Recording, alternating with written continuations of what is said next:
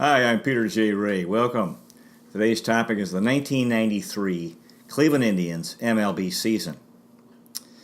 Now, in 1993, the Indians had their spring training in Winter Haven, Florida, and March 22 was an off day for the team.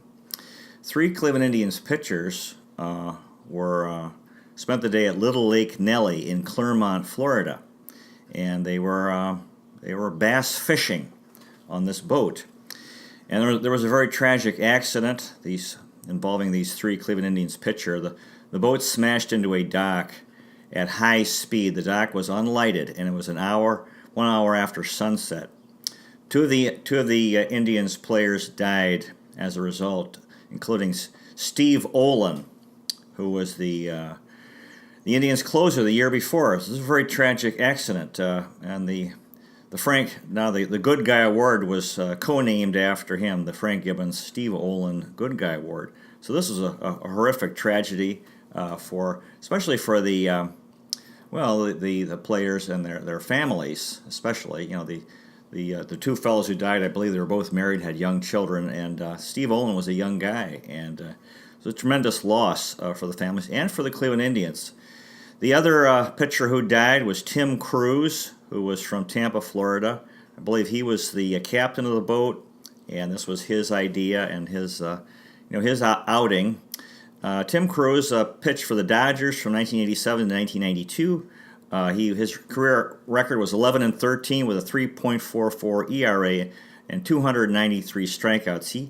He was 31 years old, and we had picked him up as a free agent in the offseason, and he never pitched for the Indians during the regular season. So this was a horrific tragedy that the Indians endured, and it really affected the entire season.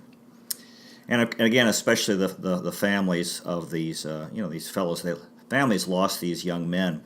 The third player was Bob Ojeda, who survived the accident, very badly hurt, but he pitched several games in the latter part of the year. 1993 was the last year of Cleveland Indians baseball at Cleveland Municipal Stadium, and so that was the end of an era, the end of a 62-year run.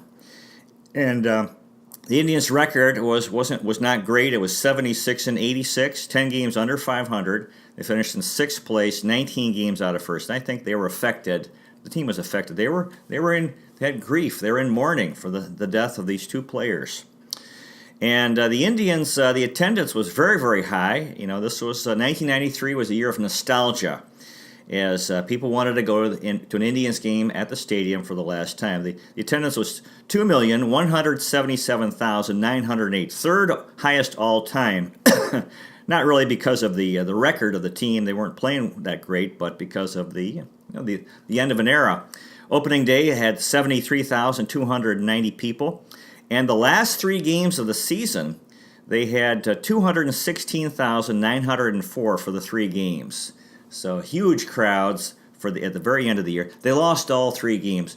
And it was really cool, right? At the end of the last game, they had a ceremony, and they had a groundskeeper wearing a tuxedo who dug up home plate and held it up to the crowd. And they said, we're going to use the home plate here at the new Jacobs Field next year.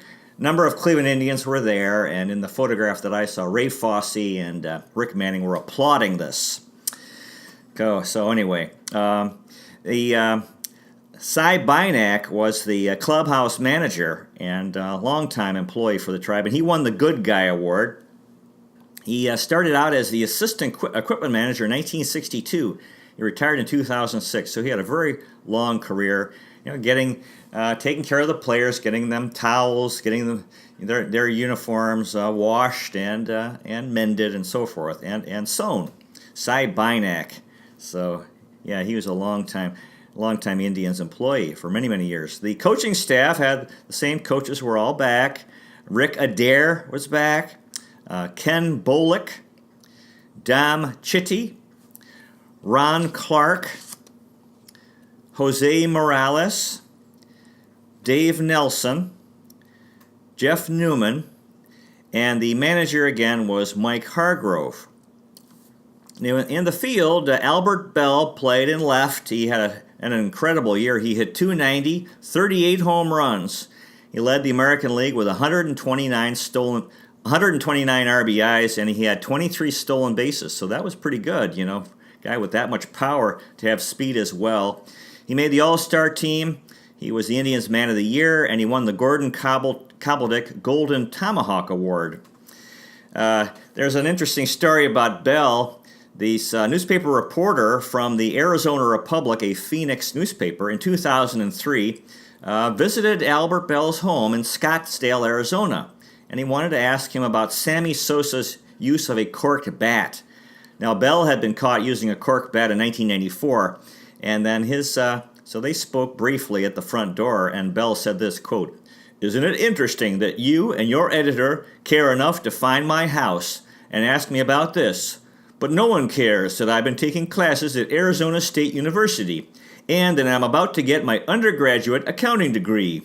So I thought that was a pretty funny story. Tremendous year for Albert Bell. Kenny Lofton was in center field, hit .325, very good, 1 home run, 42 RBIs, and he set a new club record with 70 stolen bases. It was really exciting having Kenny Lofton. His career was amazing. Our right fielder was Wayne Kirby, who hit .269, 6 home runs, 60 RBIs, and 17 stolen bases. At third base, we had Alvaro Espinosa, who hit .278, 4 home runs, 27 RBIs.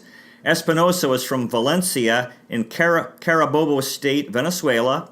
He played for the Twins, Yankees, Tribe, Mets, and Mariners between 84 and 97. He was a contact hitter. He could put the ball in play. For his career, he hit .254, 22 home runs, 201 RBIs in 942 games. The New York Yankees public address announcer, Bob Shepard, said that he was one of his favorite names to pronounce, Alvaro Espinosa. And he was known for his bubblegum antics and practical jokes with Wayne Kirby in the 1995 Cleveland Indians season. After retiring as a player, he was a minor league coach for the Expos, Dodgers, and Pirates. And he's, along with Rupert Jones, Dave Kingman, and Ricky Nelson, and Jose Canseco, those are the only players to hit a ball which stuck in the roof of a domed stadium. In Espinosa's case, it was at the Minneapolis Metrodome. Felix Fermin was our shortstop, hit .263, 2 home runs, 25 RBIs, tremendous defensive player, and his average was up that year. Carlos Baerga had an incredible year at second base, hit .321, amazing, 21 home runs, 114 RBIs, that's tremendous, 15 stolen bases, and he made the All-Star team. Another amazing year for Carlos Baerga. Paul Sorrento was our first baseman, hit .257, 18 home runs, 65 RBIs, so a very, very good year for Paul Sorrento. Junior Ortiz was the catcher, hit .221, 0 home runs, 20 RBIs in 95 games. So good defensive catcher, not a great hitter. Reggie Jefferson was the DH, hit .249, 10 home runs, 34 RBIs. Now, the bench players, we had a new guy, Jeff Treadway, had a very good year, hit .303, 2 home runs, 27 RBIs in 97 games. He played different positions, and we picked him up as a free agent. Treadway was from Columbus, Georgia. He was a second baseman, played for the Reds, Braves, Tribe, Dodgers, and Expos between 87 and 95. And he played for the Atlanta Braves in 1991 and 92 when they made it to the World Series. And he had 4 hits and 11 at-bats in the one World Series. In 1990, on May 28th, he hit 3 home runs in a game, and he was able to make a successful hidden ball trick twice. That means an infielder will go to the mound and act like he's giving the ball to the pitcher, and he actually doesn't, and then the runner gets off first, second, or third, and then the guy comes over and tags him out. He did that a couple times, got away with it, got the guy out. Treadway worked as a minor league manager in the Braves system, and since 2003, he worked at the Stratford Academy High School as a baseball coach and a softball coach. He won 1 baseball title and 4 softball titles in that capacity. Jeff Treadway. Carlos Martinez, also another bench player, hit .244, 5 home runs, 31 RBIs in 80 games. Thomas Howard hit .236, 3 home runs, 23 RBIs, 5 stolen bases in 74 games. And on August 11th, he was traded to the Reds. Glenn Allen Hill hit .224, 5 home runs, 25 RBIs, 7 stolen bases in 66 games. And on August 19th, he was traded to the Cubs for Candy Maldonado, who came back to Cleveland. Sandy Alomar hit .270, 6 home runs, 32 RBIs in 64 games. Alomar was our regular catcher, but he was out most of the year with injuries. Jim Thome hit .266, 7 home runs, 22 RBIs in 47 games. So Thome was a young guy, still developing, and had not become the Hall of Fame player that eventually he became. Jesse Levis hit .175, 0 home runs, 4 RBIs in 31 games. Candy Maldonado hit .247, 5 home runs, 20 RBIs in 28 games, and we picked him up from the Cubs for Glenn Allen Hill. Randy Milligan hit .426, wow, 0 home runs, 7 RBIs in 19 games. He had 7 doubles. Milligan was from San Diego, California, played for the Mets, Pirates, Orioles, Reds, Tribe, and Expos between 1987 and 94. They called him Moose, Randy Moose Milligan. He's currently an Orioles scout. For his career, he hit .261, 70 home runs. That's pretty good. 284 RBIs. He was the 1989 International League MVP with a batting average of .326, 29 home runs, and 103 RBIs. In the 1991 movie A Few Good Men, Milligan's game-winning double is depicted in that movie, which scored Cal Ripken. The character was watching the movie. Okay, so Randy Milligan. Mark Lewis was a spare shortstop, hit .250, 1 home run, 5 RBIs, 3 stolen bases in 14 games. Didn't see a lot of action. Sam Horn was a new player, hit .455. Wow, 4 home runs, 8 RBIs in 12 games. He was a free agent pickup. Horn was from Dallas, Texas. He was a first baseman DH, played for the Red Sox, Orioles, Tribe, Rangers, and the Taipei Gita in Taiwan from 87 to 98. He had 62 career home runs. And he was worked as the anchor for the New England Sports Network on TV. He hit the first home run in the Taiwan Major League. And in 1992, he scored the first run in Camden Yard. In 1987, with the Red Sox, he became the fastest player ever to hit 10 home runs. In 2007, he declared his candidacy as president of the Red Sox Nation. In 2017, he debuted as a TV host of the show What Is Your Pregame? He would interview athletes, asking them how they dealt with stress, how they trained and fueled their bodies for success. Sam Horn, very interesting guy. Lance Parrish played for the Indians in 1993. Parrish hit 200, 1 home run, 2 RBIs, 1 stolen base in 10 games. He was a free agent pickup. Parrish was from Clairton, Pennsylvania, played for the Tigers, Phillies, Angels, Mariners, Tribe, Pirates, and Blue Jays between 1977 and 95. He had, for his career, he hit .252, had 324 home runs. That's a lot. 1,070 RBIs. He made 8 All-Star teams. Won a World Series with the '84 Tigers. Won 3 Gold Gloves. So it was fun having Lance Parrish in Cleveland near the end of his career. He had a tremendous career. He's currently the manager of the West Michigan Whitecaps in the Tigers system. He's been a minor league coach for the Royals and Dodgers, and he was also a Tigers coach from 2003 to 2005. He was known as Big Wheel. Lance Parrish. Manny Ramirez had his first year in Major League Baseball. Ramirez hit .170, 2 home runs, 5 RBIs in 22 games. Ramirez was from Santo Domingo, Dominican Republic, played left field and right field, played for the Tribe, Red Sox, Dodgers, White Sox, Devil Rays, and the Edda Rhinos in China between 1993 and 2013, so a 20-year career. For his career, he hit .312. Wow, that's amazing. 555 career home runs. That's a lot. 1,831 RBIs. He had 2,574 hits. He made the All-Star team 12 times. Amazing. He won World Series titles with the Red Sox in 2004 and 2007. And in 2004, he was the World Series MVP. He had 21 Grand Slam home runs, 3rd all-time. With the Tribe, he played in the 1995 and 1997 World Series.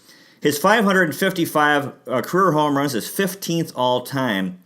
As a boy growing up in New York City, he played at Snake Hill, which was the same area that Lou Gehrig played as a child. In 1999, with the Tribe, he had 165 RBIs. That was the most by any MLB player since Jimmy Fox in 1938. He was a very quirky guy.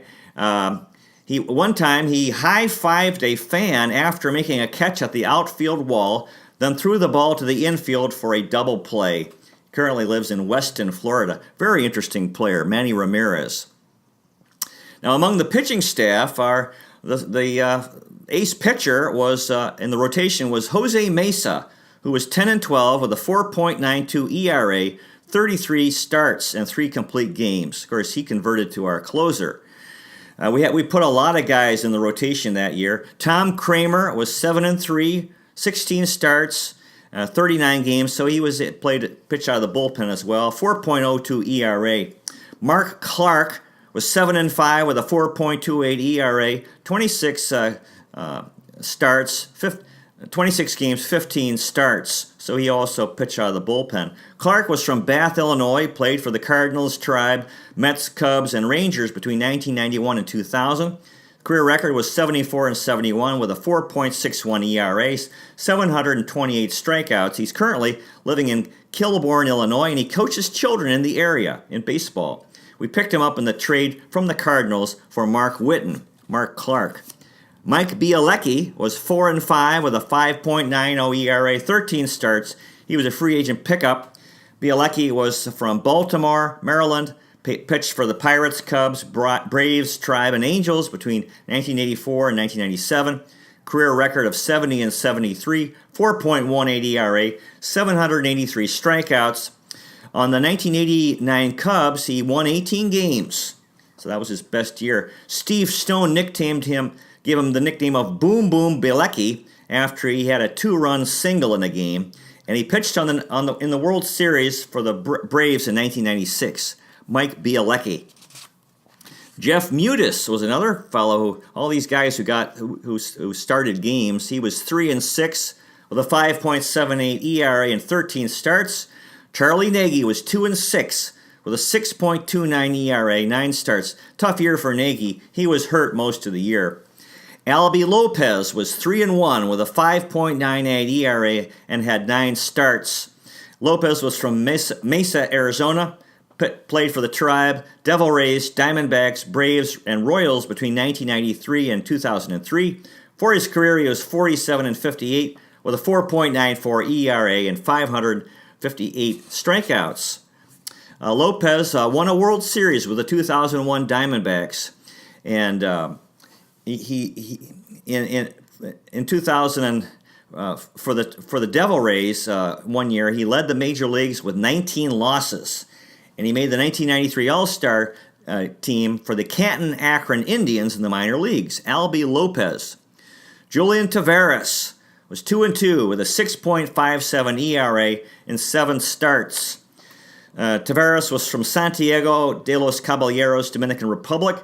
Had a long career for the Tribe, Giants, Rockies, Cubs, Marlins, Pirates, Cardinals, Red Sox, Brewers, and Nationals between 1993 and 2009. Long career. His career record was 88-82 with a 4.46 ERA, 842 strikeouts. He won a World Series with the Red Sox in 2007. In 1994, he was the Tribe Minor League Player of the Year and won the Lou Boudreau Award. In 2009, near the end of his career, he signed a minor league contract with the Nationals. And he said, "Why did I sign with the Nationals?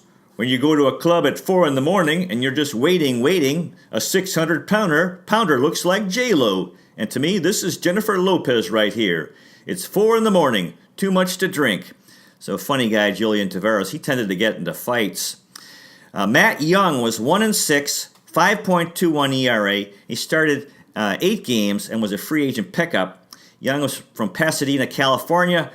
Played for the Mariners, Dodgers, A's, Red Sox, and Tribe between 1983 and 1993. He was 55-95 for his career, 4.40 ERA, 857 strikeouts. He was an All-Star for the Mariners in 1983. He won a World Series with the '89 A's. And in 1992 with the Red Sox, on April 12th, he pitched a no-hitter against the Tribe. However, he gave up 7 walks, there was an error, and he lost the game 2-0. He only pitched 8 innings because they didn't need to bat in the bottom of the ninth because they had the lead. So it's not considered a pure no-hitter. Very interesting. Matt Young. Bob Ojeda was the third guy on the boat who survived that terrible accident in March.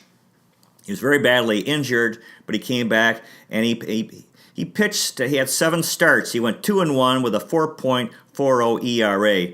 That was a very tragic year for him. He was the survivor of the 3 guys. Ojeda was from Los Angeles, California. Played for the Red Sox, Mets, Dodgers, Tribe, and Yankees between 1980 and 1994. His career record was 115-98. That's really good. 3.65 ERA. Very good. 1,128 strikeouts. He won a World Series with the Mets in 1986. And he said that he survived that boat crash because he was slouching in his seat. And that he didn't, which meant he didn't hit the boat dock. I think the boat went under the dock, and he was saved because he wasn't sitting upright.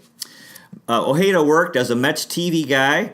On June 23, 1981, he was the winning pitcher in the longest pro baseball game ever, playing for the Rochester Red Wings. It was a 33-inning game, minor league game, and the game was started on April 18th, and it was suspended after 32 innings. It resumed June 23rd. Ojeda pitched the 33rd inning, and then his team scored, and they won the game. For the 1986 Mets, he was a very important part. He went 18-5 with a 2.57 ERA. So he was a really major contributor to their championship.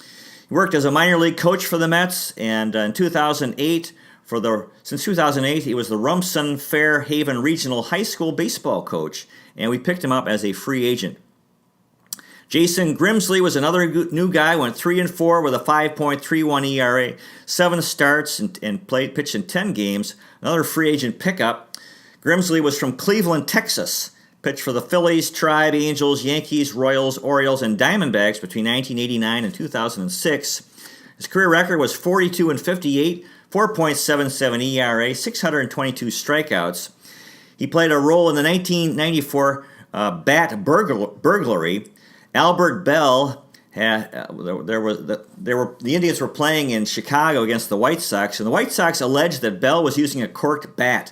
So the umpires took the bat away and put it in a room, and then Grimsley crawled through the Comiskey Park air conditioning duct, and he got the bat the umpires had confiscated, and he replaced it with a bat that was not corked. And later they got caught doing that. Grimsley won World Series titles with the Yankees in 1999 and 2000. With the 2002 Royals, he gave up Scott Hatteberg's famous home run, which gave the Oakland A's 20 wins in a row, and is immortalized in the film Moneyball. In 2005, a small plane crashed into Grimsley's house in Overland Park, Kansas. He was not there, but his family, his wife and children were, but they were okay. However, the pilot and 4 passengers were killed. So, Jason Grimsley. Eric Plunk became the closer that year. He was 4-5 with a very good ERA of 2.79. Pitched in 70 games. That's a lot. Had 15 saves. So, tremendous year for Eric Plunk. We had a really good bullpen. Derek Lilliquist was 4-4 with a 2.25 ERA. That's tremendous. 56 games, and he had 10 saves. Jeremy Hernandez was 6-5, new guy, 3.14 ERA, 49 games, and 8 saves. Hernandez was from Burbank, California, played for the Padres, Tribe, Twins, and Marlins between 91 and 95, went 10-14 with a 3.64 ERA, 122 strikeouts, and we picked him up from the Padres in a trade on June 1st, Jeremy Hernandez. Jerry DiPoto was 4-4 with a 2.40 ERA, 46 games, 11 saves. Very good year for him. Another new guy. DiPoto was from Jersey City, New Jersey, played for the Tribe, Mets, and Rockies between 93 and 2000, was 27-24 for his career with a 4.05 ERA and 352 strikeouts. After retiring as a player, he's done very well. He was a general manager for the Diamondbacks, Angels, and since 2015 for the Mariners. He had a conflict with Angels manager Mike Scioscia over analytics. That's apparently Dipoto believed in it, and Scioscia was an old school and didn't go for baseball analytics. Jerry Dipoto. Bill Wirtz was another new guy, 2-3, 3.62 ERA in 34 games. Wirtz played college baseball at Ohio State, pitched for the Tribe in 93 and 94. His record was 2-3 with a 4.08 ERA and 54 strikeouts. Dennis Cook was 5-5 with a 5.67 ERA in 25 games. Cliff Young was another new guy, 3-3, 4.62 ERA in 21 games. And he had started 7 games. He was a free agent pickup. Young was from Willis, Texas, pitched for the Angels and Tribe in 1990 to 1993. For his career, he was 5-4 with a 4.25 ERA, 56 strikeouts. And he died after the season on November 4th, age 29, in Montgomery County, Texas. He had been released by the Tribe a couple weeks earlier, and he was in a very bad car accident. His car went off the road and hit a tree. God bless Cliff Young. Mike Christopher had no decisions in a 3.86 ERA in 9 games. Kevin Wickander had no decisions with a 4.15 ERA in 11 games, and on May 7th we traded him to the Cubs. Paul Abbott was a new guy, 0-1, 6.38 ERA, 5 games, 5 starts. Abbott was from Van Nuys, California, pitched for the Twins, Tribe, Mariners, Royals, Devil Rays, and Phillies between 1990 and 2004. His career record was 43-37 with a 4.92 ERA, 496 strikeouts. For the 2001 Mariners, he went 17-4, very good, and that was their big year when the Mariners tied the record for the most wins in MLB history. He's worked as a Red Sox minor league coach after retiring as a player. Paul Abbott. Bob Milacki was 1-1 with a 3.38 ERA, 5 games, was a free agent pickup. Milacki was from Trenton, New Jersey, played for the Orioles, Tribe, Royals, Mariners, and Kanestu Buffaloes in Japan from 1988 to 1997. He threw a no-hitter for the Orioles on July 13th, 1991. His career record was 39-47 with a 4.38 ERA and 387 strikeouts. The no-hitter was a so-called combined no-hitter. He pitched the first 6 innings, then a line drive struck him in the arm, so he was taken out of the game. Mike Flanagan, Mark Williamson, and Greg Olson finished the no-hitter. So those 4 guys contributed. This guy worked as a minor league coach for the Rangers, Pirates, Phillies, Nationals, and Brewers. So anyway. Okay, Bob Milacki. Ted Power was 0-2 with a 7.20 ERA in 20 games. Scott Scudder was 0-1 with a 9.00 ERA in 2 games. And finally, Heathcliff Slocum, new guy, was 3-1 with a 4.28 ERA in 20 games. And we picked him up from the Cubs for Jose Fernandez. Slocum was from Jamaica, New York, pitched for the Cubs, Tribe, Phillies, Red Sox, Mariners, Orioles, Cardinals, and Padres between 1991 and 2000. He was a 1995 All-Star with the Phillies, career record of 28-37, 4.08 ERA, 513 strikeouts, and 98 saves. So the 1993 Tribe, they last year at the stadium, really memorable year, and very tragic. We lost those fellows, Steve Olin and Tim Cruz. God bless the 1993 Cleveland Indians, and God bless everyone associated with the team, including the fans. Thank you so much for watching. God bless you. Take care, and I'll see you next time.